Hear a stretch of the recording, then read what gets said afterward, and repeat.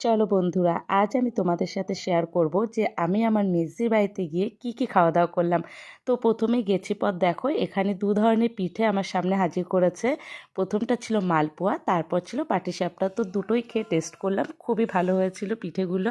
আর হ্যাঁ, পাটিসাপটা পিঠে কিন্তু আমার মেজদি একা হাতে বানিয়েছে। আর মালপোয়াটা ছিল আমার বদ্দি পাঠিয়েছিল ওদের বাড়িতে। তো তারপর আমরা দুপুরবেলায় খেতে বসেছি সবাই মিলে। এখানে দুই ভাই বোন একসাথে বসবে দেখো।